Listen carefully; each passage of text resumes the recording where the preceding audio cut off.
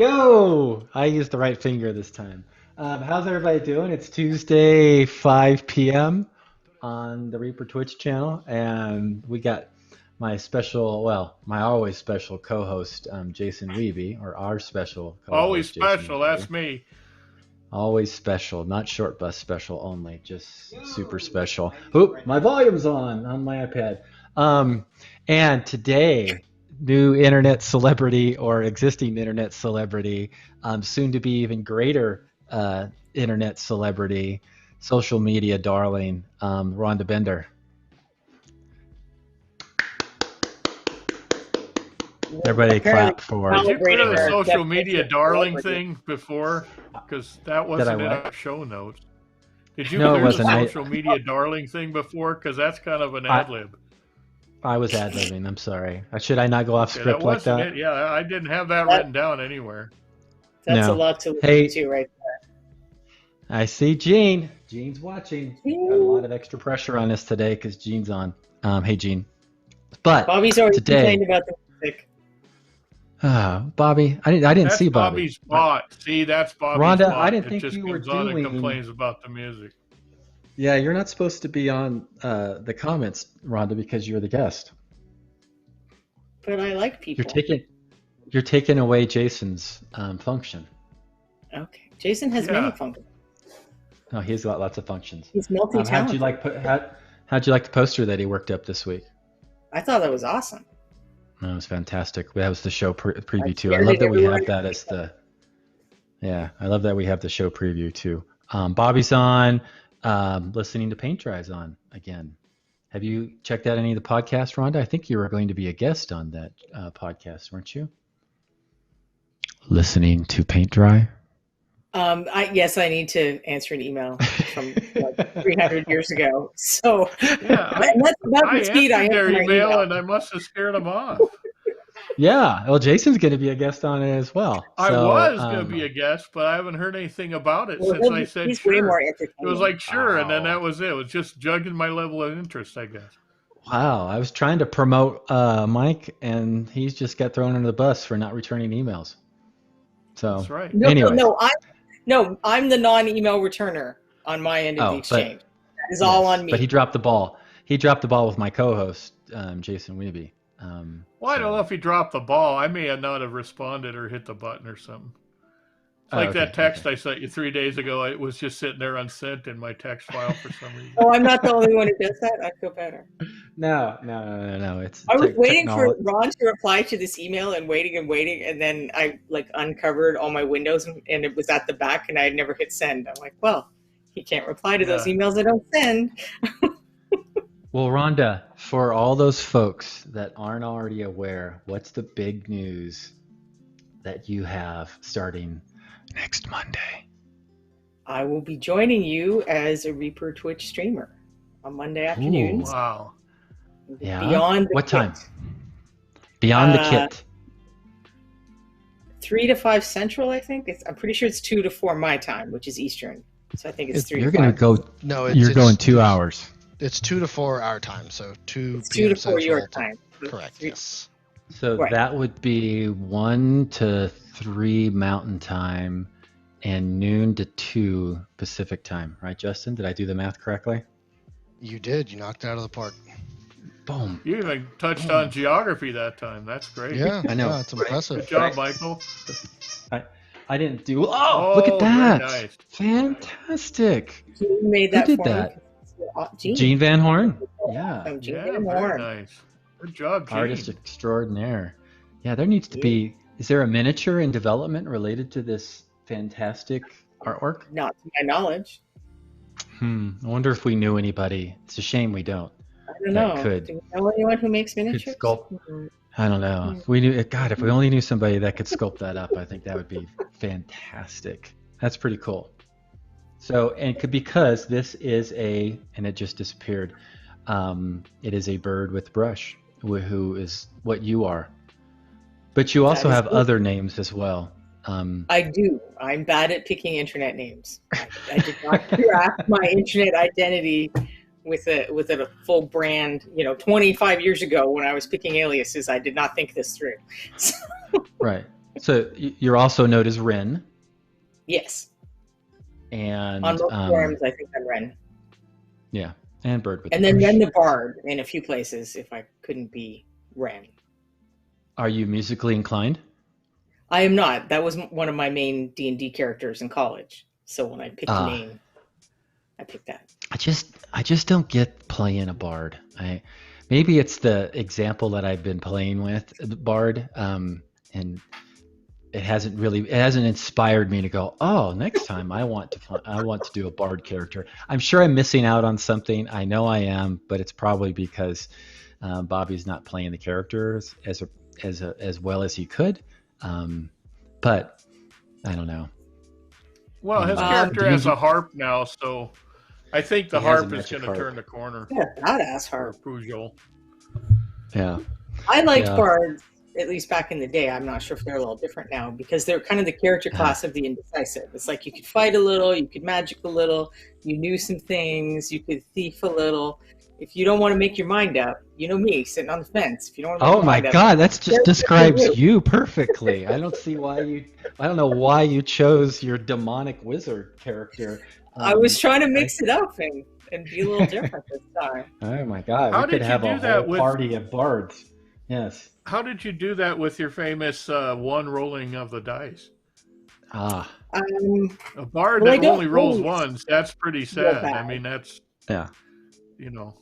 A lot of bonuses. I don't always roll ones, just kind of at critical junctures. I save up. So when you're a bard and you roll a 1, do you break a string every time? You fart on stage? I don't know. There's a lot of ways that can go wrong. Bobby says bards can be fun if you grease them up properly. And they strip down and grease themselves up. He's right there. That was a performance, all right. Yeah. He had a performance, and he was the only one that could have done that performance at that point. Anyways, what we're referring to, for those that you don't know, is we do Reaper Errant every other Friday. We just finished a session last Friday where it's the 3 of us that are on right now. We also have Bobby Jackson, Gene Van Horn, and Jen Greenwald. Justin, our producer, is generally with us. All of them. Is Jen in the chat too? I hope so. Cool. And then we are the D&D campaign is hosted and run and expertly DM'd by Frank at Nightheart Gaming. So you haven't got, I'm going to get that plug in now, and we'll get it in again later. But that's the best show in Reaper, don't you think, Rhonda? Even after your show starts, your show will be number 2, but D&D Reaper Errant's the number 1 show always. Yep. There's quips, there's great scenery, there's miniatures, everything you can want. Yeah. Oh, there's Jen. Cool. For the and moment, some of my at best least. friends. So that may not appeal to the audience, but it sure appeals to me. Who are you referring to? These guys I hang out with, they're kind of goofy. Oh. Okay. You guys. Oh. I'm blushing. Anyways, I have what have I been working on lately? I really haven't been working on anything I can super show off. Do you want to see a non-Reaper thing that I was kind of goofing around on? Yeah. Did I show you if this? you don't show something, you're just gonna have to paint your glasses. Yeah. Ooh. So this is I think you've shown that once before. A confrontation wolfen. So yeah, I've been goofing around on him a little bit.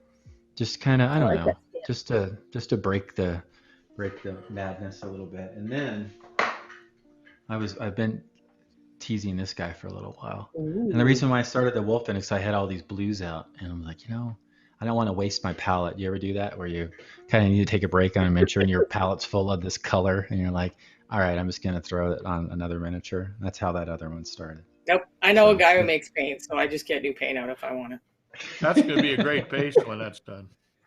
Yeah, I'm going to build a little guardian, a graveyard kind of ish vibe scene around this. So this super kind of piece of wood. Yeah, I found this on the trail the other day walking Miko, and I'm like, that's perfect. It'll be a good starting kind of base to build around and build a milliput, so I'm not wasting a ton of milliput. So, yeah. Yeah, pig Does she help you catchers. find all the best spaces? Yes, she actually grabbed this one and had her mouth. I'm like, get that, drop that. I'm like, wait, that's pretty cool. So yeah, she's found me a few basing pieces so far. It's pretty cool. So she's learning. She's not intentionally being useful, but she's just so useful. She doesn't even have to try. But I think I'll go back to maybe working on some bugbear action. These are there's 3 other bugbears that Bobby did. The other bugbear is the one that was a miniature of the month for May, and we're still in May. So if you do your $40 order, you can get that for free, or you can just buy it. It's a Bones Black. But these are 3 other ones that I he keep did. forgetting to make my order this month. Yeah, and so 3 other ones. Yeah, that's really it's a cool figure. What is it? Might as well pimp this guy a little bit more. So here's the one I did. Bent. He's super cool, and he's the leader, I guess, the chieftain or whatever, and the other guys are his followers. And me. I was going to say we could take these guys, but I'm not 100% sure if they came at us in a big group. Ooh, I know, right? On Frank's game. Yeah, we don't want to give Frank copies. He can get copies, I guess, of the chieftain, but he can't get copies of these yet. I don't know when or if, or I'm sure they will be at some point released by Ron, but I have no idea when. He had no idea either. So I'll work on him. But tell us, Rhonda, for those that are like, oh my God, I have Mondays free from the times that we just talked about earlier, which I can't recall at this second. But if sell your show, what are you going to be to Noon to 2 Pacific time. Yeah. Yes. And 2 to 4 in Hawaii, it's 11 to 10:30 to no. Go ahead. Golly, What's beyond what is beyond the kit? Tell us about what's beyond the intent. What do you mean by kit anyway? Well, in case there's anyone in the chat who's not aware, I'm the current author of Reapers Learn to Paint kits. So this is like, I think, the 3rd generation of the kits. I actually started with Reaper Learn to Paint kit, the first set, I think. Then Anne did a set, and then a few years ago, I did the core skills ones, and then there's now also layer up. So the kits are great, and I did my best to put as much information as I could in there, but it's text and pictures, and also there's a lot of stuff that I couldn't fit in because Ron said I had to stop typing. So the show will be an opportunity to kind of explore beyond that, but we also kind of picked the title because it doesn't, I'm not going to just talk about stuff like related to Learn to Paint kits or the next step that you would take for that. I hope to make content and discuss topics that are of interest to intermediate and advanced players, painters, as well as people who are just starting out. But I think kind of one of the things that frustrated me a lot when I first started painting, or that has really changed my attitude over the years, is learning how to figure stuff out. Like, I know a lot of people who are attracted to miniature painting aren't naturally artistic. They're computer programmers or engineers or people like that. They're very left brain type people, and they think that artsy people or right brain, and I know that the brain doesn't really work with that. I'm just using that as like a shorthand. They think that someone like Michael just intuitively knows, okay, this color goes with that color, or I could use this color to shade that color. Or they just know how to thin their paint or whatever. So they try to ask us answers to the questions that are giving them problems. And I think that a lot of what's frustrating people is we are asking the wrong questions. So if we learn to think about the problems and what we're trying to do and how to ask the question so that we can answer it ourselves, we can use all those left brain tendencies to do experiments and run tests and figure things out and solve the problems ourselves. So I want to try to help people understand the thinking that you don't always, when you're watching Michael paint, you don't get to sit in his brain and hear what he's thinking as he makes the decisions. Oh, that's so I want to kind of it would echo. The echo would kill you in there. Oh my God, right? I want to talk about some of that stuff out loud. Well, and the problem is the people who are kind of innately gifted with color or, have some innate talents at art, they are often completely unconscious of what they're doing, and they're terrible at teaching at it because they've never had to sit down and break down their process. They're like, well, you just know. It's like, okay, well, you just know, but I don't. I need to know what the cues are, what you're looking at. Like, you're looking at you're swirling the paint around on your palette because that gives you some idea of if the color is right, if the consistency is right. You're getting information and making decisions, but you're so used to doing it at this point that you don't think about that consciously. And I want to try to help people think about that consciously. So I'm going to try just, doing some experiments and tests and stuff on screen. I might take old figures that I've done and critique them and then try to do some new painting on them. So like if you come to ReaperCon and you enter in the MSP Open and you got feedback, what would it really look like if you took that figure and did all the stuff the judges told you to do? So I'm going to take some old figures or speed paint figures and do stuff like that. So I want to kind of mix it up and touch on different things. But that's kind of my thread that I want to weave through it, is how to learn better how to solve your own problems. Oh, that's cool. And so do you have a plan of a particular miniature that for Monday's show? Is there something that, are you going to have a miniature that you'd let people know, like this one I might be working on this week? So if they had it in their inventory with your viewers, they could paint along, or? This week I'm not going to completely paint a miniature, but I'm going to take the skeleton from the Learn to Paint kit and explore, okay, so I gave you particular colors to do a wash on that figure. How much would it change it if we just change the wash color? So we do everything else the same still, but we just change the wash color. What effect would that have? So I'm going to get like 6 of them and mix up a bunch of different washes and go through the process, and we'll see how that changes it and how you would, how do you figure out how to mix your own wash? How do you figure out if the color is too dark or too light? Discuss things like that. That's cool. That's cool. Yeah, you've always been very detailed in writing up those summaries. Yeah, a lot more empirical than some painting shows. Than me just pouring paint on the palette like I just did and wasted all my good brown on the palette because I couldn't get the cap off correctly and it just gooshed out. I was wondering why you had that much brown there. Are you just going to roll them around in the brown? No, I will get my big brush and I'll put that brown paint back in mine because it's one of my, hey, here's a color that you can't get kind of brown. That is a good brown. It's a heavy gear brown. Anyways, if Michael and I share some painting thing in common, it's torturing other people with paint you can't get. That's what we think. Exactly. Well, you get hooked on paint that that's your go-to, right? And it's just easier to go, I need to get that because I know how that's going to exactly work for what I need. So, yeah. So something else I just caught while I was looking at Michael mixing that little bit of paint, and I think it's a kind of a valuable thing for some painters, is that he doesn't always mix his colors together completely.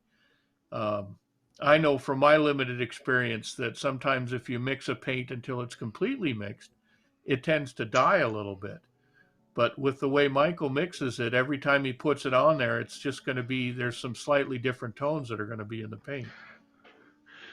That's true. Yeah, I like to do that. And it's in a way kind of copying a loaded brush technique and also Derek's shaded base coat kind of technique. It's kind of between the two, and it allows me, especially if I'm going to do something with fur or whatever, it gives me a more than just a flat color base coat than if I'm going to come back and I'm going to be doing fur or lines or anything like that. So it's also me it's just being lazy and doing it and seeing what's kind of coming out and just throwing colors on and not trying to think about it too much and having fun. But anyways, so, hey, Rhonda, you mentioned how you're going to be doing, and here comes the segue, Justin. You're going to be doing critiques of some of your old pieces and everything. And so I wanted to take some time to jump into one of my favorite pieces of yours that you've done. And I've always been very super impressed with this piece. This miniature was from Bones 4? I think so. I think so, yeah. Bobby Jackson I painted sculptor. in 2016, so I don't know if it's even Bones 3. Could it be Bones 3? It could be. And this is the studio model, but Maybe you Bobby kept it. does. Yeah. Yes, And I do. she's Frost Giant Queen. Is that right? Did I think it's Frost Giant Yeah. Queen.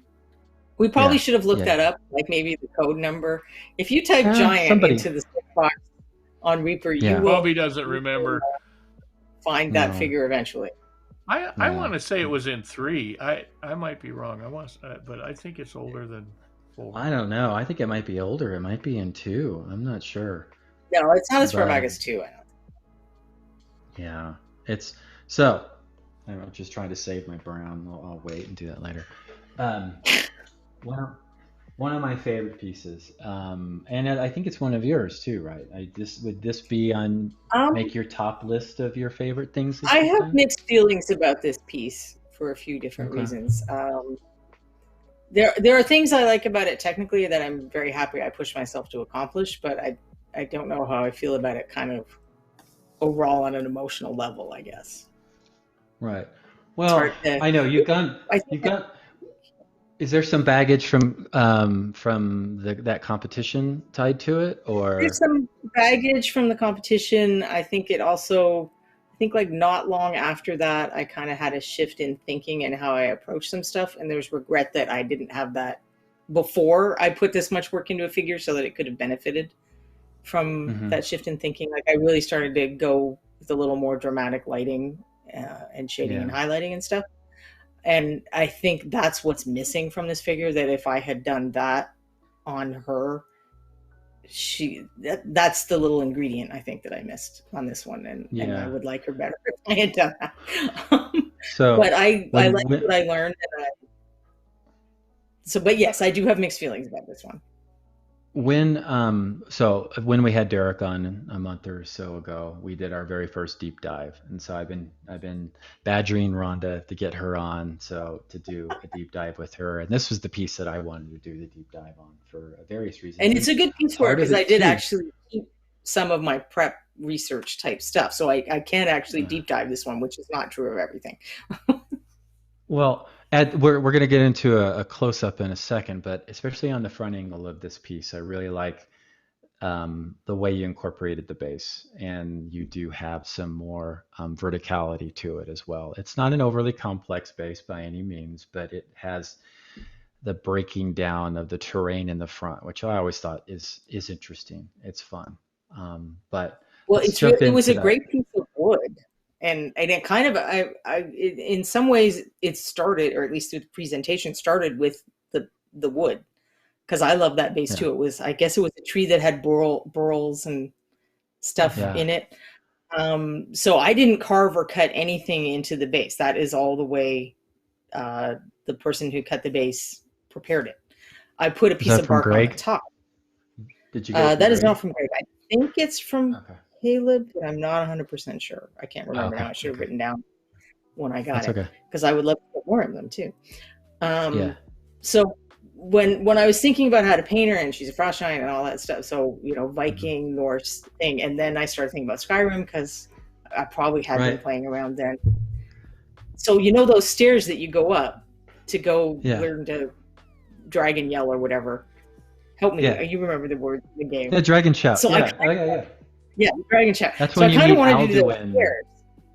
Yeah. And that's a real place. So there's a picture of that, Justin. I think it's base inspiration or something. It's snow and stairs. So that place, they were inspired by a real place in Czechoslovakia. So I kind of wanted to do like a little section of steps like that. But she's so wide on the base, like it's not like her feet are kind of separate and then the skirt's a bit higher.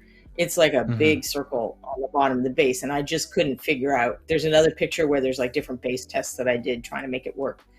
So that was black and white. Test out, Justin.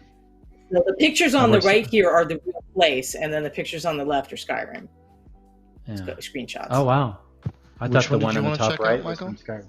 The one where she's putting the base together without the paint. Yeah, they're 3 black and white pictures. Yeah. So you can see I was trying to get that steps thing working, and I just, because it's so big on the bottom of the miniature, I just couldn't figure out how to do it. So in the end, I went with the one on the right, which is a piece of bark. But this is also where you can plan a whole bunch of stuff and then not think about something that almost gets you in the end. And it didn't even occur to me to measure this miniature and then measure the carrying cases I would be taking this miniature to the show in. And she's like 2 millimeters away from being too tall to fit in any case that I have. I had to take the bottom shelf out of my figure case to transport this figure every time I wanted to take it somewhere. I've done that. My last piece that I took to ReaperCon, the last ReaperCon, the little merman guy, I had to detach him from the base because I kind of figured halfway through that he was going to be way too tall. Then I had to figure out a way to detach him and then reattach him while I was there and fix him before he got entered. Yeah, maybe that would have worked better. It's always something to. I just had something hanging off every edge too, so I can't put it sideways because I think the sword just sticks out a little on the one edge, and then the bark sticks out a little on the other edge. It was pretty frustrating. So the bottom of my case is all ripped up now from taking this to shows, but it is what it is. Yeah. So someone was commenting on the ravens, and I did initially look at a few other critters, but of course Odin has 2 ravens, so totally that made sense. But the other point of the ravens was, so I was painting this for a specific contest, and I planned to enter it in the large monster category, I think is what it was called. So they were important to establish the scale, because the one raven is sitting on a human skull and the other raven is sitting on a human scale sword. Also for Reaper, this figure is supposed to be a giant, so I didn't want it to look just like a large scale figure of a person. I wanted it to look like a giant, so putting some human size objects on the base was meant to accomplish providing that sense of scale to the viewer, which I don't know if it's successful or not, but that was the goal. No, I like that. I like that. And I remember, I mean, you're not necessarily the most comfortable in doing scenic basing. Would that be fair to say? That would be a 100% fair statement, yes. Because I do remember you in this process, and us going back and forth, and I think you're because you could have gone and looked back to those pictures and seen all those stairs and everything, and then the risk that you run sometimes, and we see this in competitions, is trying to develop a scenic display base for a piece, but then it becomes too big and it engulfs the figure. I like the compromise that you made. I think was appropriate. I was so married to that piece of wood that I think it rescued me from making that mistake. Because you can see in the far right all the little crevices and all. Like I just painted all of that. Yeah. I didn't add putty. The only putty I added was as much as was needed to make the bark and the raven on the skull fit in to the rest of what was there. Good. Yeah, no, that's great. Hey, Justin, can you go to the close-up of the painted version? Perfect. And is there a way to zoom in on the front figure? Which part do you want me to actually zoom in on? Her face. Her face? Well, actually, hold on. Perfect. There's a spot. All right. So, love the face. Love the NMM on it. Love the highlights, especially on her earrings and the way and even the color choices, the contrasting colors that are help framing her face. I was always blown away by that. And you're good. And even in the little sub picture down below too, the way they're tying in all the golds and the oranges and the purple browns, which I thought was a neat choice as well. And as at the stone on her, the little cairn, the little trinket on the bottom picture, how her face is. Yeah, go ahead. I had to move something so I could see it because I've got that other little screen. Yeah, and so what's carved on there, Bobby did. So those are traditional Viking runes, I'm guessing, or at least inspired by traditional. They look like it.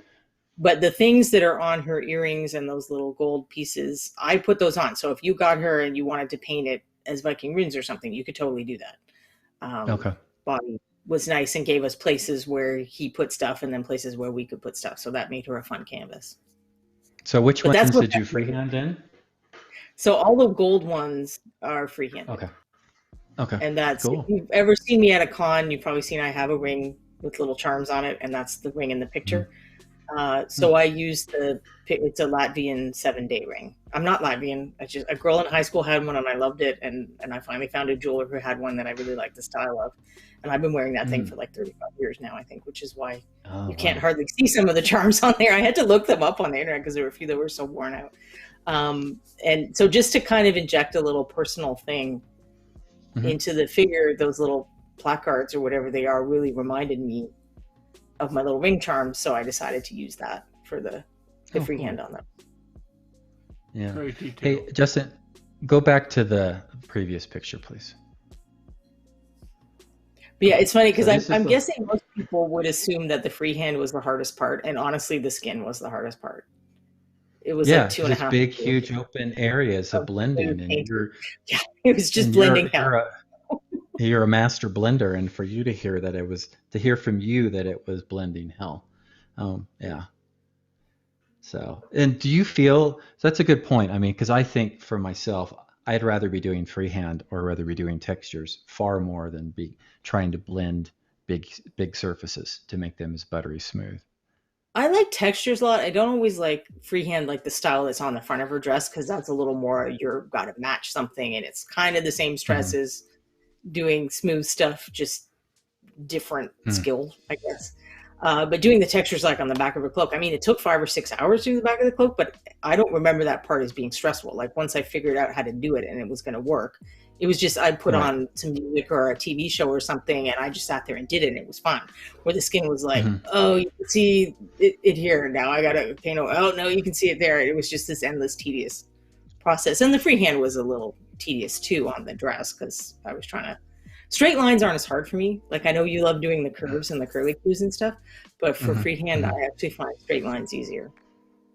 No, I like the geometric shapes, and sometimes I think I use those curvy lines as a crutch more than anything. So yeah, that was something else I stole from Skyrim. So I tried to look up real Viking cloth and stuff, and it's just long enough ago that there really isn't very much. There's a picture of that, I think, Justin. There's different cloth or something. So there's like 2 scraps where they can kind of extrapolate the pattern. So I was like, okay, well, that's not going to work. And I watched that Vikings TV show a little bit and got some screenshots from the costuming department. And then I ended up just going and looking at a bunch of Skyrim screenshots, and that's the guy on the far left. So the dress pattern is kind of inspired by that pattern from Skyrim. And then I messed with it a little bit. But the thing on the lower right is one of the existing fragments of actual Viking cloth. I think there was another one as well. And then they extrapolate what they think the pattern looked like. So I looked at a bunch of different things and like kind of Nordic inspired embroidery and stuff, and then just decided to go with that sort of Skyrim. Steal some more from Skyrim, nice. So I just the paint dry asked if you ever use an airbrush, Rhonda. I do more now. I did not at this time. Well, I did just a little, but I would really just use it for kind of base coats and initial lay-in of shadows and highlights. I never really got into the habit of using it. This is going to sound like a plug because I work for Reaper and stuff. My previous airbrush, which I still have, is a Grex, and I liked it a lot. It's got a pistol grip, but it just kind of seemed like a lot to get it out and put it away. And I would rarely bother because I just was so familiar with doing everything by brush. And I find now that I have the Grex and I took Erin's classes, I just feel a little more comfortable with using the airbrush, so I'm more likely to implement it in my process. But yes, being able to start that in would have helped. I don't know if that question was sparked by the discussion on the expanses of the flesh blending, but I would assume that had something to do with it on such a large piece. Because recently I painted that, what is he, Fire Scion? Is that what they ended up calling him? Yeah. And I previously painted the Fire Ifriti. So I painted the female version, and there was no airbrush on that. That was all standard brush skills. And again, the blending was this torture hellscape for weeks. So the guy was a little torturous, but it was less torturous because I could start with the airbrush and then just have to refine. Now, every inch of it I went over with the regular brush. It just was a leg up on the process. lay in the placement and stuff. Because when I had done it by brush on the female, if I went too dark somewhere, then it just took ages of covering it over again to bring it up as light as it needed to be. That was less likely to happen with the airbrush, I think. But yeah, I can blend that way old school. I don't. It always makes me mad when people would say wet blending. You can only get smooth blends with an airbrusher. You can only get smooth blends with airbrushing. And I'm like, well, I don't do any of those things. And if I can do one thing while painting, it is smooth blends. So there are lots of ways to fry. So there you go. Well, there's a lot of things Rhonda can do while painting, and you didn't will want to see say them skin on a her. cat because she's got a cat right there, and she can skin those cats. All kinds of cats. Yeah. What are we looking at here? So this was when I gave up on the what would Vikings really wear. I'm like, okay, well, let's just look at kind of what kind of clothing colors could they make in sort of the medieval era and other. So is that Barry Gibb modeling right there? That is some kind of book about Vikings or something, I guess. But yeah, he is an unfortunate model who would like to delete that from his resume, I think. Sure. I think you should wear that on your next bike trip, Michael. Wouldn't it get caught in the spokes? I don't know. It might, but I would have fun around his pant legs so they don't get caught up in the chain. See, there you go. I don't know. I could see Derek. You know who could pull that outfit off is Derek Schubert. He could. Derek could 100%. Well, Derek can pretty much pull anything off like that. That's true. That's true. But I'd sign Derek up for that outfit tomorrow. What is this reference here? So the two at the bottom are wool that people in like the Society for Creative Anachronism or other recreationists have made with natural materials. So even at the bottom right one, it tells you what it is. So it's oak, onion, whatever the hell weld is, madder, which it does make ink. Cochineal is a beetle, woad, and indigo. So the reds and blues and yellows that I was thinking about were all, medieval appropriate colors. They just aren't the brightest. I mean, they're pretty bright, but they're not like neon blue and, cherry red and stuff. So that was kind of, I decided to go with a red, blue, yellow triad. So a triad is like three colors that are equally spaced on the color wheel. And I usually do green, purple, orange. That's kind of, if you look at a lot of my stuff, sometimes I do teal and like orangey red, so you don't know that I'm doing, but that's like my default. I think I spent 2 years where every miniature I painted was that triad. It was just, I don't know what happened in my brain. But this one I decided that it kind of fit the spirit of the character and the time period better to do like a red, blue, yellow. Especially, I wasn't decided on whether her hair would be blue or not. So I think the skin was stone gray, but then like in the D&D description of the monster, it says the hair can be blue or blonde. So I painted a long way before I decided whether I was going to do blue or blonde. I think I did some tests and I'm like, no, the blue is cooler because blue hair is pretty cool. Justin, send us back to the fully painted version. Yeah, cool. So when I had those, that pelt I love that pelt on the back. I think that really Bobby sculpted it really nicely, and then those are Anne's favorite colors for painting wolves, which is you take like brown liner or walnut brown, and you mix it with linen white, and you get this gray that is very wolfy. And then there's a little bit like added in the kind of medium parts. I take like a yellowy brown and add that in, because wolves actually have a lot of color variation. But I think it's a variation in the pelt that I'm liking with the lighter toward the edge like that, and I think that's very successful. It really sets off that piece. And you did a great job.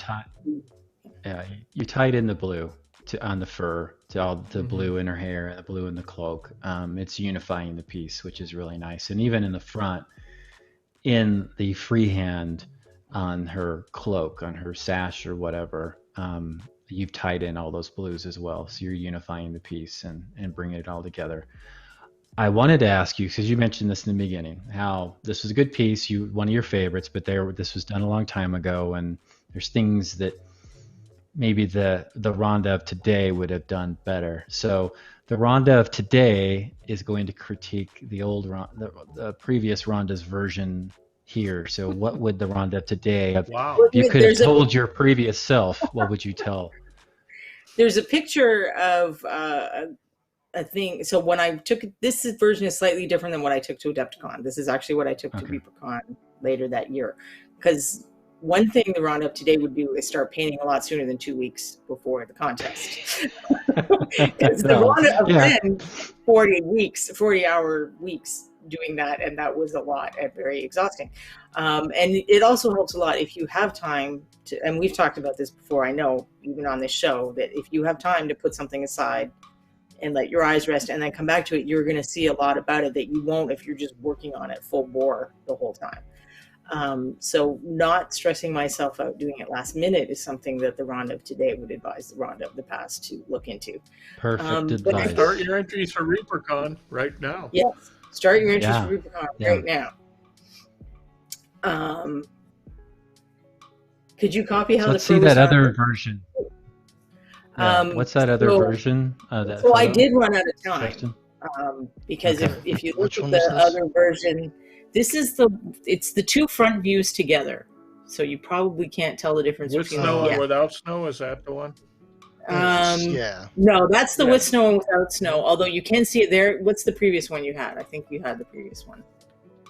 Yes. So it might be hard to see on your screen, but if you look at the staff in particular, I added wood texture, and then the leather on the bottom of the staff has a lot more like wear and tear. And I think I changed some. So the top part where the blue and the red and the yellow is, it's meant to look like chip paint on wood. And I think I added kind of more chips and more highlighting to make that, because a couple people commented to me, I think, that they weren't exactly clear what that was supposed to be. So I just ran out of time is what happened on the staff. She seems to have a little more pop in the one on the right. Is that an exposure issue with there's a little bit of exposure, but I went in and hair seems lighter by highlights on all the NMM in the second version, and the hair had one place where it kept chipping, so I think I did pop the highlights on the hair, but there's a slight exposure difference, I think. But I think it's pretty cool to even, let's talk about that a little bit. When you are painting and you're going to be taking your own photos, and your photos are going to be out there representing yourself, make sure that your exposure is capturing what you did, right? Because there's I can see a lot of like on her belt that's hanging down. On the exposure to the right, you can read the texture so much better on the one to the right. Well, no, I redid the down a notch. So I redid the leather. Okay. Yeah, so the leather on her purse, the belt. Yeah. I didn't change anything where the freehand was. I didn't change anything where the cloak was because there was snow on it, so I couldn't have changed those if I wanted to. But the NMM, all the small pieces of leather, including her like little belt knife thing, I think. So I didn't touch the skin, and I didn't touch the cloak or the dress, but everything else I touched up a little before I took it to ReaperCon that year. Well, there goes my point, but I do think that the skin looks different too, and I didn't touch the skin. It does. It helps the skin pop even more. And so have a few photos out there and looking at them on a few different devices, your monitor or whatever. Send them off to a few people and see what they think. It tends to be, if you can pop up the exposure a little bit brighter, it's going to help show off those great little textures, freehand details, than if you darken it too much. And I speak from experience. Send in too dark, you're going to lose all that great work that you did. But yeah, the freaking texture on the staff, you did a fantastic job with that. The wood grain is really nice. Yeah, I was bummed I didn't get time to add that originally. Right. But bringing up photographs, that was a kind of design consideration for this piece, which you may have done yourself when you were picking things to bring to Adepticon.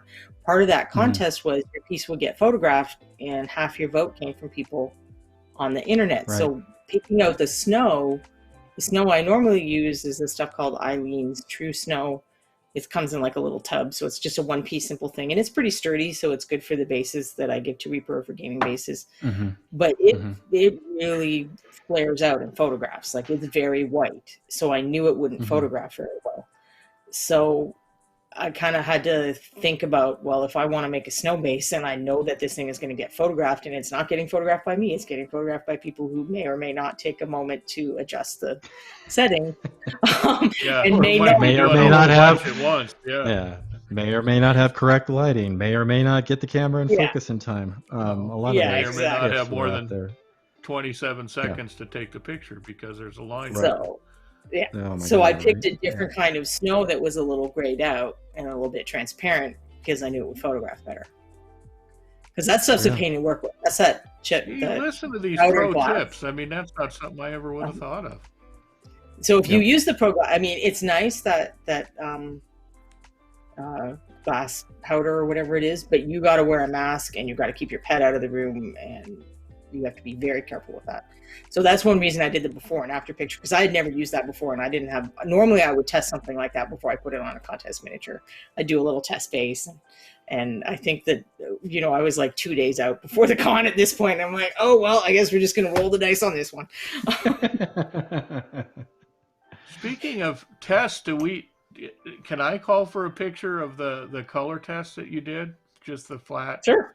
I even have it in sketch person. work, if Justin has that, because I found that So this fascinating. is So when I decided, I looked at those medieval recreation wool skeins and stuff.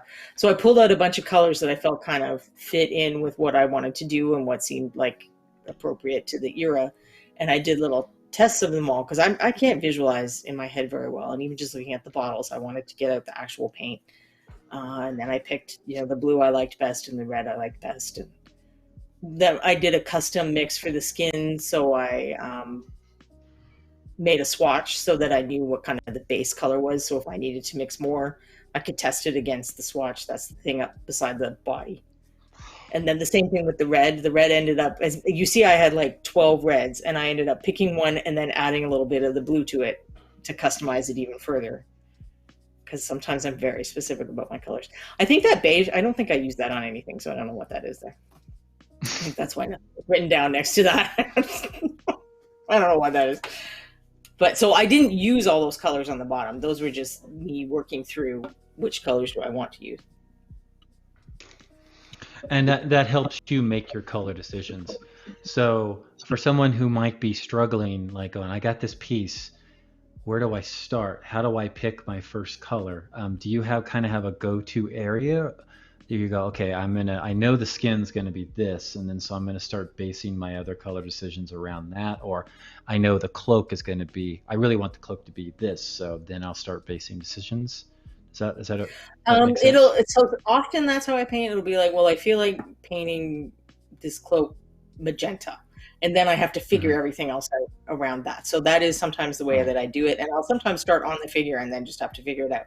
That's not optimal to do something like this, where you at least have some ideas of where you're going and what goes together, and you don't have to make it like a little picture of the person. You can just, and I don't always. Sometimes it's just I draw squares that are roughly the proportion of the various areas of the figure, because what proportion of the color matters. It's not always just, well, here's a blob of red, blue, and yellow. They're not, the yellow is used in a much smaller proportion to the red and the blue on the figure, and that makes a difference to how the colors appear together, I guess, if that makes sense.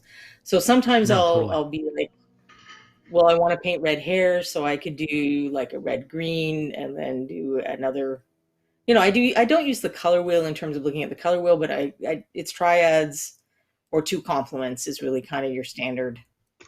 You're doing 3 colors or 4 colors most of the time. You know the color wheel by now. You don't necessarily have to refer to it all the time, but before that, you were referring to it probably more so than you do now. And there's online programs where you can be like, okay, say you picked out that blue, and you could put that in, and it would show you, okay, here's a triad with that blue. Here's I can't remember the name with 4. Quadratic color scheme. And they'll show you colors you can use. There was this great book I'm still looking for because I want to show people on my show. It's like a graphic designer's book. It's just this little Tetrad. It's just got color schemes in it. Tetrad. There we go. Thank you. Tetrad. Yeah. And I use that a lot. I use that for years. Or if you like have a book cover that you like, I've used, like, you look at cleaning products or something in the graphic design, there are people who are paid a lot of money to use color. Well, all your Like, research has been still already know that. done for sure. Yeah, They and know what go to Michael's, Hobby Lobby, wherever. Yep. Few dollars. It's worth it. If you Show the want, front there's side the again. The yeah, other here's stuff. the So front you side. can see there's all that text. That is giving you information. Those words that I'm telling you, Yeah. tetrads and Yeah. triads and Right stuff. where my it right where this explains finger them. is. Yeah, it goes to the split complementary, triad, tetrad, tetrac, whatever. That's 5. The triad. Okay. And know that, like, so you don't have to exactly follow exactly if it's a triad. If you want to get in your triad and then take this corner of your triad and pop it up one color, it's still going to pretty much work, as long as you're kind of keeping the general vibe of things. And it's good to refer to. It's good as a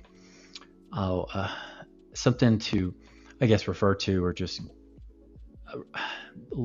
at least give you a direction, but don't feel like you have to fall into that. Now, how often are you doing, Rhonda, this big of a breakdown?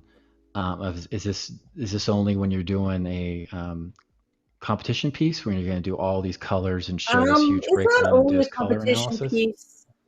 It's if I'm having trouble. So for a competition piece, Okay. I would want to do. I'm not going to put a ton of work into something without having a solid foundation. But other times, it's like, okay, I've got 3 things and I need 2 more. How do I make it work? And then I'll get stuff out and start playing on paper. Or sometimes on a figure. I've had figures where I've just grabbed the bones and thrown colors on it to be like, okay, does this figure's kind of like the one I'm going to paint. Can I make this work? I had a period where I just wanted to paint everything tropical. So I would get it out of my system in the test miniature, realize it looked like barf, and then go pick actual colors for the real miniature. I think I needed a vacation. I don't know what that was all about, but it was very tropical, Right. fruity drink colors for a while there that happily never made it to actual miniatures. I mean, I'm sure that you can do, but the miniatures in question were not appropriate. Hey, the Shadow Raven, I do nothing subtly, but that was not what you said it was. It was not my intent. That's just where my finger was holding it. Won't hesitate. Someone said figuring out skin colors for non-human skin is its own challenge, which it is, but I would say even for human skin, you can still think of it as part of your color scheme. Like, is the undertone of your human skin more orange, more purple, more red, more yellow, and then pick your other color choices to work with that, to accent it, to bring it out. But definitely that comes into play with non-human skin, because you can have literal purple, red, and yellow and green people with non-human colors. Well, and that's, I mean, I have the bugbear right here. I mean, he was, let me see if I can bring him over here. His skin color is predominant of what the overall vibe is going to be. So that's where it had to read, and I had to find colors, and that's with the steel blue NMM to help complement and contrast with his fur, since it's so dominant on the piece as well. So, and I would say he's actually a great example of the problem I had with the color wheel when I first started painting, is that it shows you, like, orange and red, and that's not always what you're painting. So you've got to think about, well, reddish brown still counts as red, and orangish brown still, orangey skin still counts as orange. So understanding that those neutrals aren't, and they can still be part of that color complements and stuff like that. That helped me a lot. Yeah. When you get into tertiary colors, you need to think about what the foundation or what that color really was before it got to that level, if that makes sense. Is it predominantly warm or cold? And if it's a brown, is it gray brown, orange brown? If it's a gray brown, does it have more green or blue in it? Does it have more whatever? And try to figure that part, and that'll help you determine whether, okay, this is going to work in my contrast, this is going to work as a complementary, or it's not going to work at all. And try to make decisions from there. So I don't know if we got too technical there or not, but right. I don't do paint swatches like you did right there, Rhonda. I probably should more. I tend to do, if you notice my little towels, I tend to do a lot of swatches as I'm painting, going, I need another color here. and I'll just paint it on the towel. I'm like, yeah, that looks pretty good. And for me, it's more of like, if it's not right, I'm just going to paint over it. I'll just put more paint. That is the great thing about acrylic paint. You are not committed in any way. And I know people stress out about paint getting too thick or whatever, but you gotta glop a lot of paint on there before or have super fine detail. I mean, there's a couple of miniatures I've had. Tom Meyer miniatures. I do not glop. Yeah. I do not glop. I plan in advance because you get one shot. Yeah. You get one shot. Well, modern miniature paints are pretty thin as far as that goes, and I mean, obviously they need to be. One thing I was going to say is when I was doing more color work, not necessarily for miniature painting, when we encountered a new product or a new line of products, very often we'd swatch it out and make our own color wheels, just so we can see the interaction of that particular line of paint. And that, when you make your own color wheel, you gain a new appreciation for over a store-bought one, even though the store-bought ones are very handy. I find it really neat to make your own sometimes. Well, and the store-bought ones are working with theoretical colors. They're working with a theoretical perfect blue and yellow that does not exist. So yeah, any given red and blue give you that formulaic first step, I think. So more often I do stuff like this. So it's not always the fancy pretty ones. This is just me trying to find what shade color do I want for that skin, or do I like these colors going together? It is rare for me to do the full. This is actually just the rectangle shapes. So these kind of matched up, whatever. I don't even know what figure this was. I don't think. But this matched up with a figure that I think I ended up painting different colors completely. So it doesn't have to be fancy. You don't have to do fancy drawing. And I love Bones. When Bones came out, I used to have Test Elf. So I had my one metal miniature, and if you couldn't test it on Test Elf, it just didn't get tested. And then Bones came out, and I'm like, this is fabulous. I can find this guy's got a cloak like the guy I want to paint, so that'll work. And that's actually, I think the last picture you haven't shown, Justin, might be one with a bunch of cloaks. Or this guy's got chainmail the way the chainmail is sculpted on the miniature I want to paint, and it lets you test stuff a lot more easily. So this is, the upper left is from a figure painted by Banshee, Alfonso Geraldez. And this is like kind of just at the beginning of when people were starting to do a lot of texturing by brush instead of just relying on sculpted textures. So I really liked that. But one thing I noticed when I was comparing his version to mine is that he had a very horizontally sculpted element on what he painted, and the thing I wanted to paint, the folds were all very vertical, and I'm like, well, will it translate? Like, I get the idea of what he's doing, but it's part of why it works, the surface that he's put it on. So I grabbed a figure. This is an Irian elf wizard, or the guy in the second Learn to Paint kit. He's my favorite guy for practicing blending and testing blends and stuff like that. So he had very similar, extremely rounded cloak folds.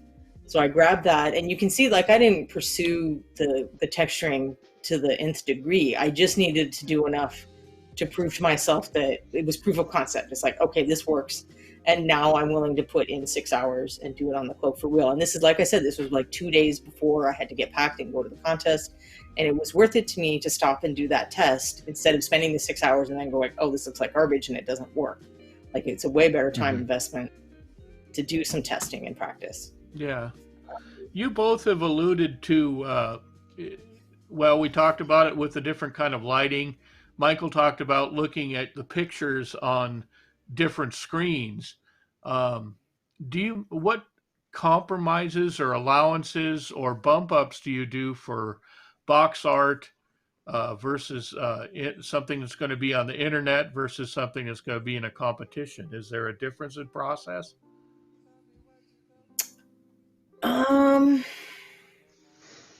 Am I painting just the front or the back also? Well, certainly, if you know there's only going to be one. Whatever the picture's going to be. I mean, would you approach it differently, I think, was a question from the chat. Is there a different? Painting photography is a little more forgiving sometimes. So the guy that I painted for the last month, Bones Black, I think if I bring him to ReaperCon and I put him on my desk and I'm sitting beside Michael, no one is going to look at that guy. Like, people went crazy for him. People love that miniature. Michael loves that miniature. There's no the contrast thief? on that miniature. Yeah, there's no contrast on that, him. dude. He's Love a brown that. block. Right.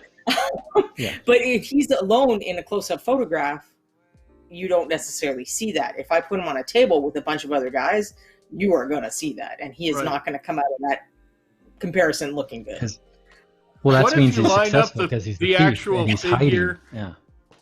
What if you line up the actual figure, the representation of the figure you see on the iPad, and then the printed box art? Is there a difference among those three?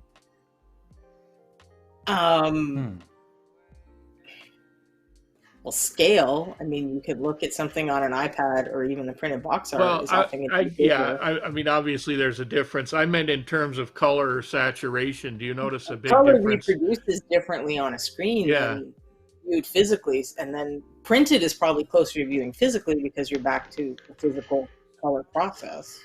Okay. But yeah, I was and looking at yeah. swatches online, and I cannot match a paint to an online swatch, and I printed some out, and it does match. So that's if you're trying to buy Reaper paints and you're not sure what color to get, print it out. You're going to get a closer version of the color than just looking at it on the screen. Print out where the swatches are that Sadie has done. Yeah, those little squares they have on the website. Yeah. Because I printed them. I thought they weren't close, but they are close. Yeah. When it comes to box art too, it needs to also take into account where it's being printed, how the volume of it, like for instance, when Reaper sends off the boxes and they're made in China and they're printed off and they're created that way. Right.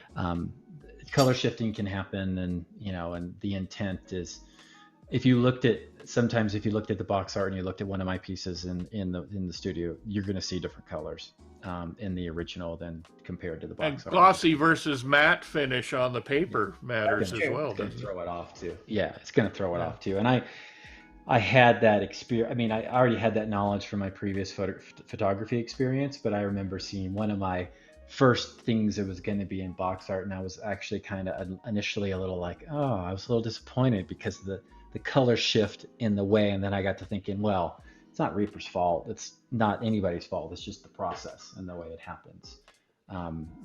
There's gonna be color shifting and degradation, and it's not gonna be the way that you initially envisioned it, regardless, right? Unless I was controlling exactly how the final image was gonna be on the box and how the printing, and was able to adjust it, I'm not gonna be happy with it in any way in my particular. But no super horror stories that you can think of with either of your paint jobs as they translate. No, nothing I'm going to throw around under the bus for now.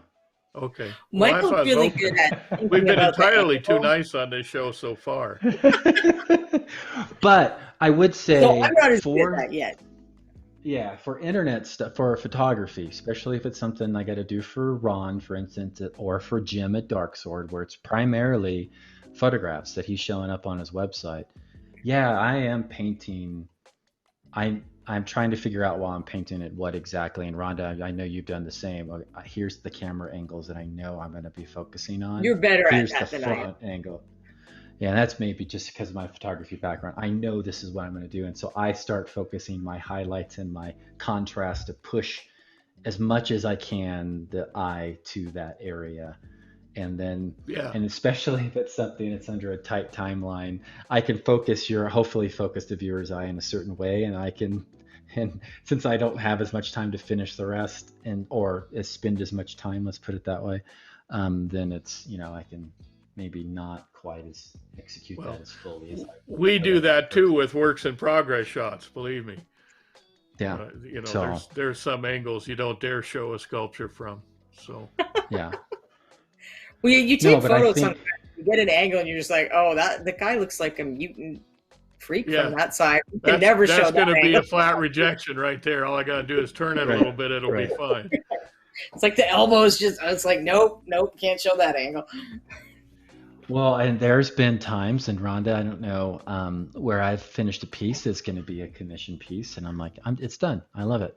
And then I go to take pictures of it, and it looks like crap. And I'm like, what am I thinking? I can't find a good angle. Now, it looks good to me in hand, but now taking pictures, and I have to go back and I'm having to do it with a couple of pieces right now. I just wasn't happy with the photo results. So I'm going to have to go in and tweak them a little bit to make it work better. So yeah, it's a great question, Jason. It's not just painting the miniatures. Where Well, where is it it came going to from be? Chad. I How's it going to be can't shown take off? credit from it. I just Well, I'm brought not it going to forth give from the credit chat. to Mike from listening to Paint Yeah. Dry. I mean, I saw his question, Yeah. but Well, I was going to notice I ignore it didn't and give you mention credit. who it was.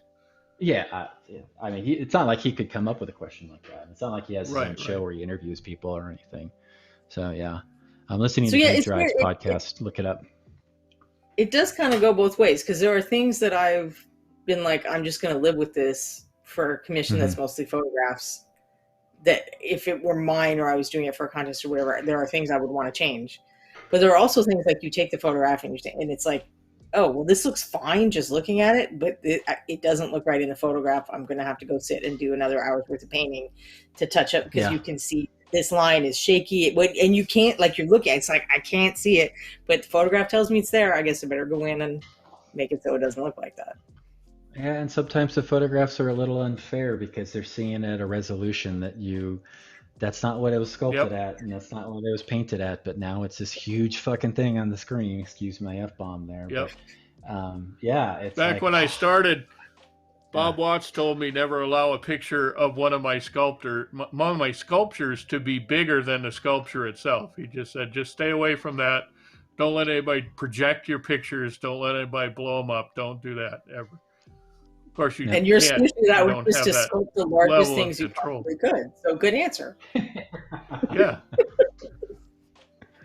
yeah, You're like, fine, I'll just sculpt life size then. right. Well, now see, that would be a good exercise, and then just shrink down the pictures. Yeah. Well, I got a lot of comments from the F-bomb, so that's always fun to see people are still paying attention. But you know, We didn't even know. It's Such a vital part of your character. Again, we have Rhonda Bender on. This is probably Rhonda's third or fourth time on the Crow's Nest, if I'm counting correctly. I mean, second solo, but I've been on some of your panels. I think second. Yeah. But I have been on some of your panels, so probably fourth Yeah. with the panel. Yeah, let's count the panels. But See, we haven't even touched on the fact that when she actually moved to the United States, because she made that huge transition from Formula One racing in Canada to NASCAR in the United States. Yeah. And I've always wondered what motivated that. Was it the smaller engine? Was it she just liked to go around the oval more? But, you know, we haven't even got into the Bender racing dynasty yet. Yeah, when in reality, I couldn't even drive before I moved to America. So I didn't learn to drive until I was 33. Well, then Justin Just before I knocked me learned to again use on the the phone. prep notes. Damn it. What was going on? Well, I you saw know. the comment string with the Ziploc baggies and the bodies. What was that all about? That was in Well, a text the that cat- we're not really supposed to be talking about. Our cat is a really good hunter, and we only take him out on a leash, but he can still murder on a leash. So Kevin, He can was murder out on a town. leash?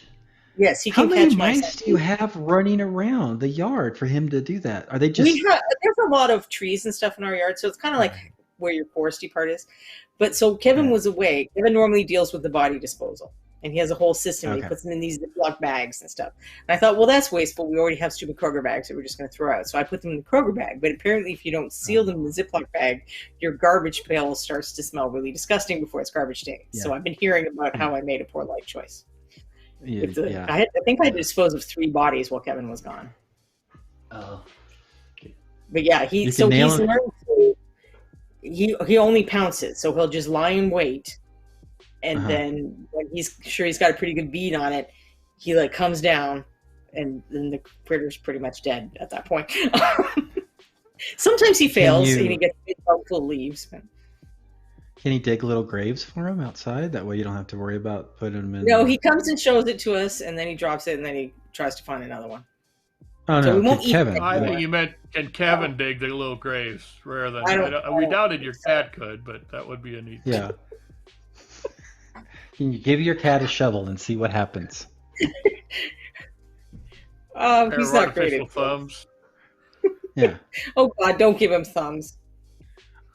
On Rhonda's show on Monday, she will give a body count every Monday of the mouse kills.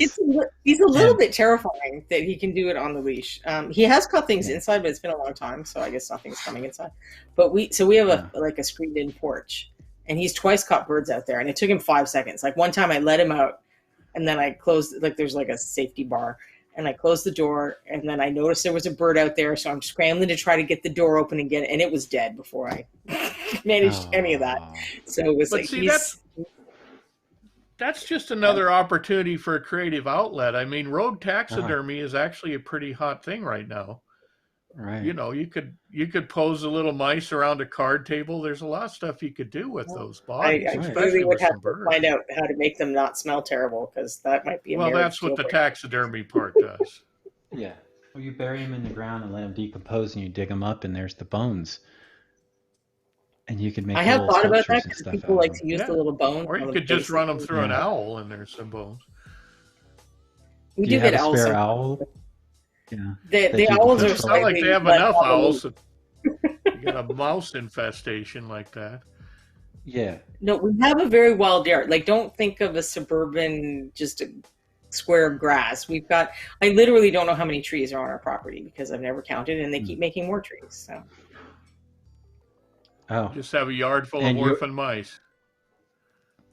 And Well, the there's neighbors no aren't carpet. necessarily Well, the neighbors aren't really happy with you due to your landscaping abilities or lack of. we are not the favorite people on the street. That would be a fair comment. But we're not the only place where there's a bunch of wild overgrown. Like the dirt in Tennessee is crap where I am. So people just like find a place they want to build, and then they build, and then the trees are still around it. It's not like there was agriculture and then the houses went out. Oh, okay.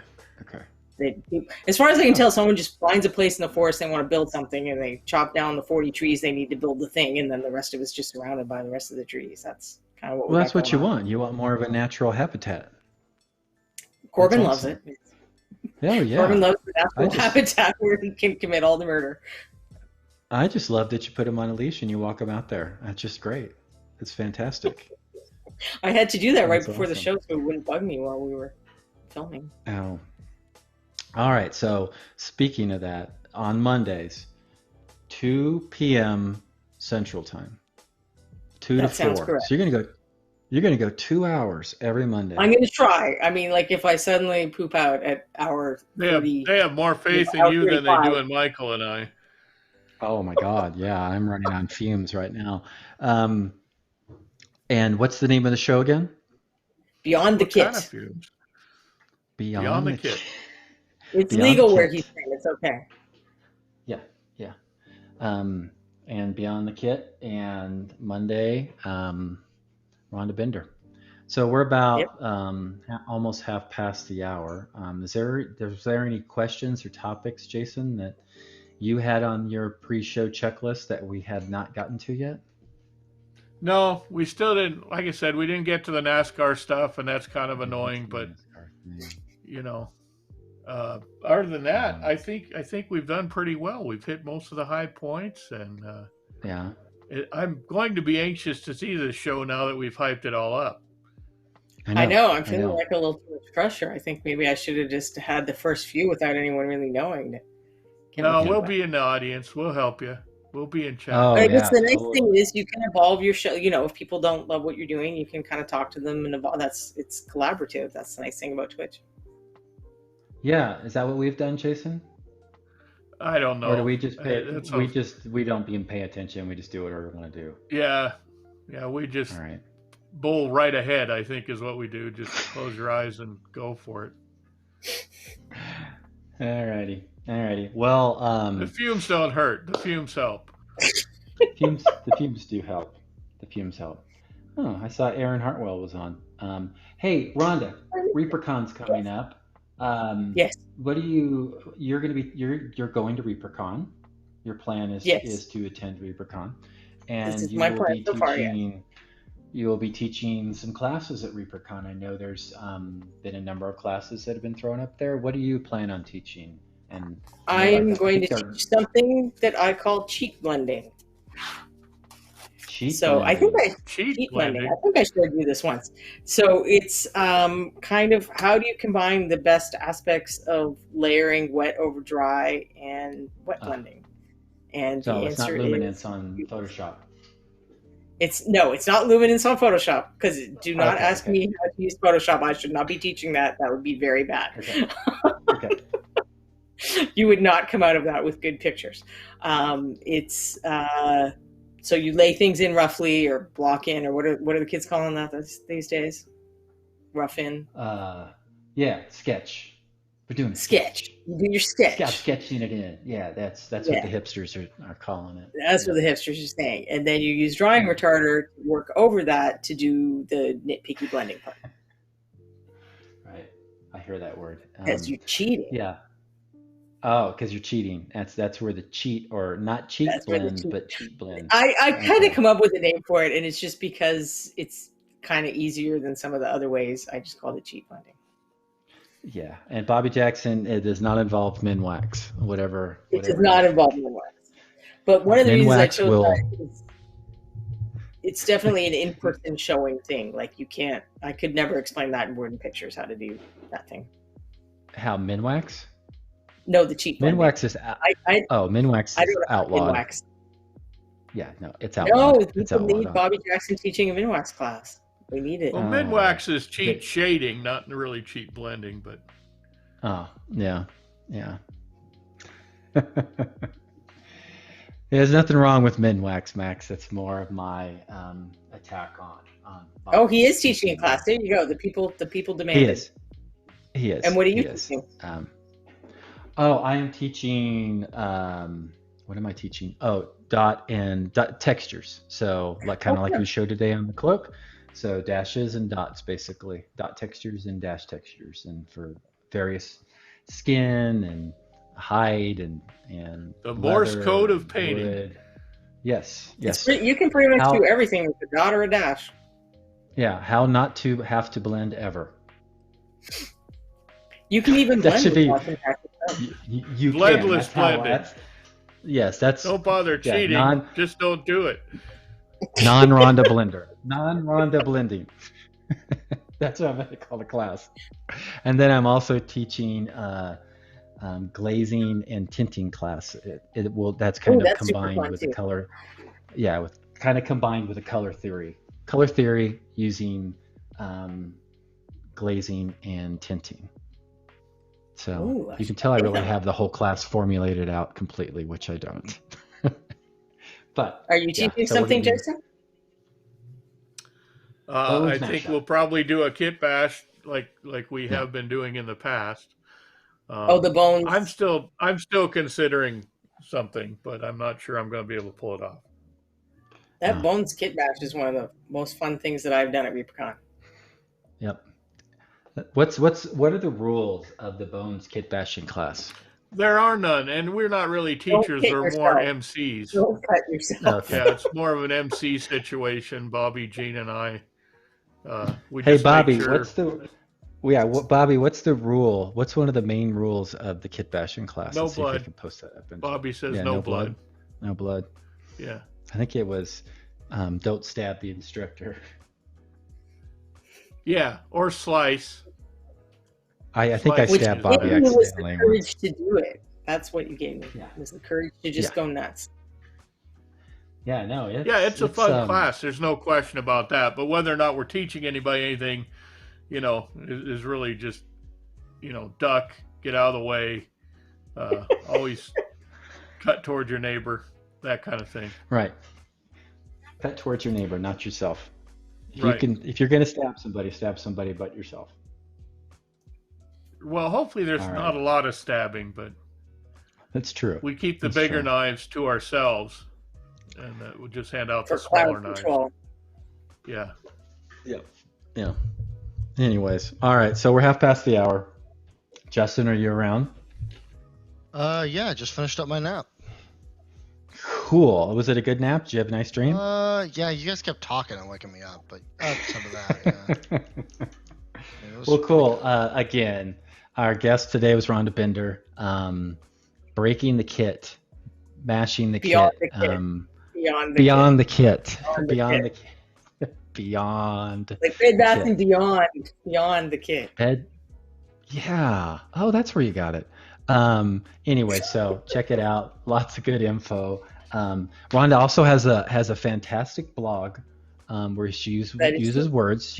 She does have some pictures in there for those that are reading challenged, like myself, that like to just see the pictures and try to figure out what she's talking about. So check that out. And where can we find that blog, Rhonda?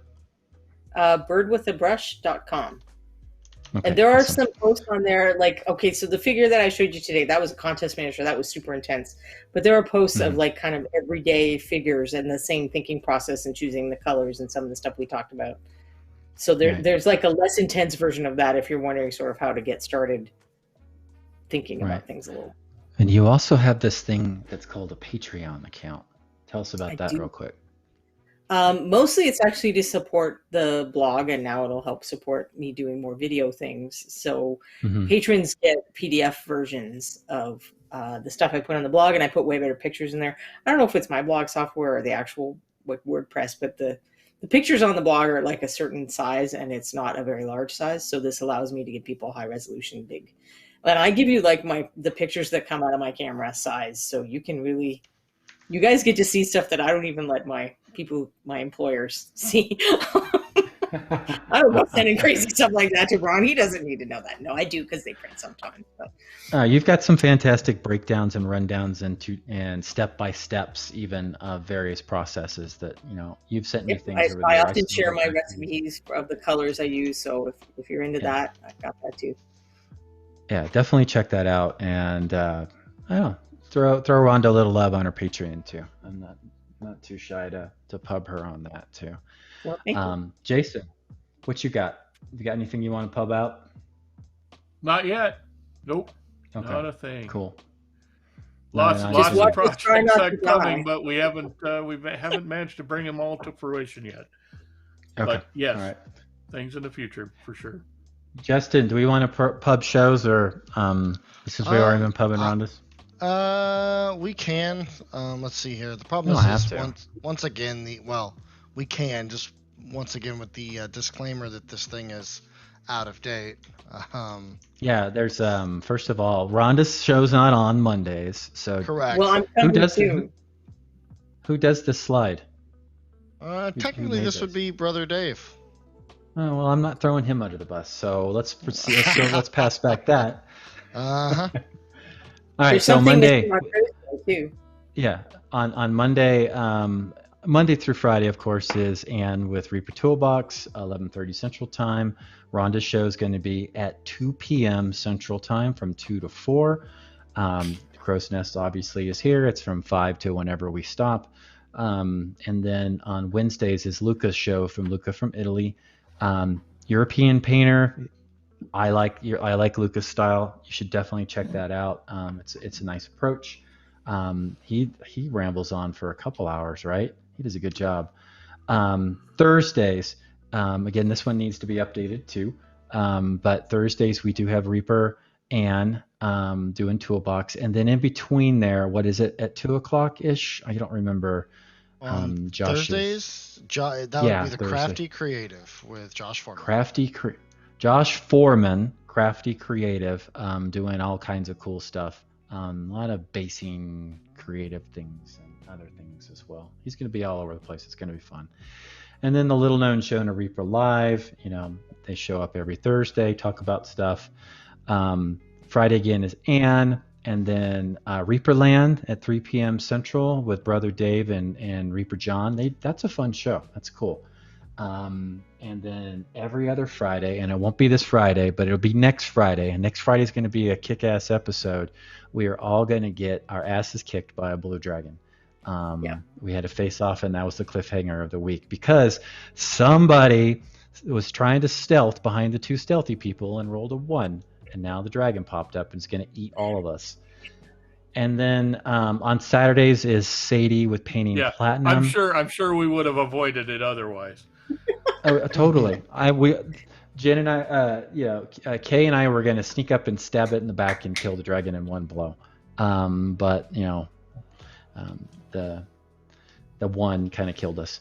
And then House of Vex is TBA, to be announced, and it's actually once a month. Yeah, they know the next one that's coming, I think. I believe the next one that's coming is actually this Friday.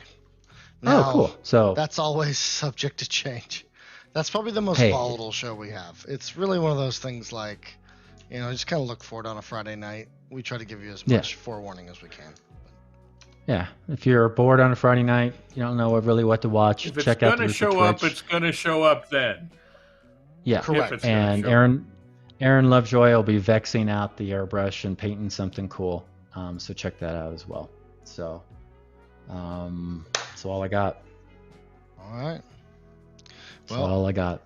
We are going to be rating Monument Slow Fuse. So. Oh, I don't know that. I think they're with Creature Caster. I believe. Okay, cool. Yeah, that sounds familiar. Yeah. Yeah. Thank you again, everyone, for watching us. Yeah. Thanks, everybody. Thanks to all the watchers. Thank you so much. I really appreciate it. Really appreciate you tuning in. You keep our viewership numbers such that the Reaper folks don't cancel Jason and I, which is always a possibility.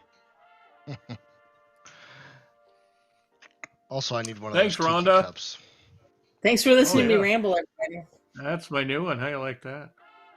Oh, that's awesome. Ooh, that's super Did you make that? I definitely need one of those. No, that came from Montiki in Astoria, Oregon.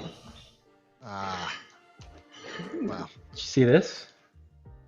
Wow, I like that one too, actually. Sale. I want that one too. Do you want this, Jason? I should mail this to you, Sure. Jason. Why not? Okay. I should send this to you. Because you have a actual tiki collection. I just have like one. I do. I have a collection. I just... my daughters had painted some tikis for a friend of mine, and he shut his business down or shifted his business. So I have two. Oh, there you go. Yeah. Have you ever heard of Psycho? You ever heard of Psycho Susie? Yeah, it's in. No. I knew a Psycho Susie, but that was a long time ago. Oh my God! Haven't we all? I don't think it's the same person. Yeah, I know. Thank you again, Rhonda. We look Thanks forward again, to Rhonda. the show this Friday, this Monday, or this coming Monday, I should say. Yeah, let's cross our fingers that that's not a disaster. Yeah. Yes. Yeah. Yes. Come in at the bare minimum. Come and watch us have some fun. Yep. So, let's pack that chat, everybody. Let's pack that chat. All right. Well, thank you, folks, very much. I'm glad you finished the sentence like that. Yeah. On that note, I'm going to crank the music up so you guys can't hear Michael. Come on, Bobby. And how much Bobby I can talk really loud. Bobby Jackson loves this music. Oh, yeah. Oh, Bobby please, Jackson. turn it on. Can you just turn down Bobby his speed, maybe? Jackson. That would be the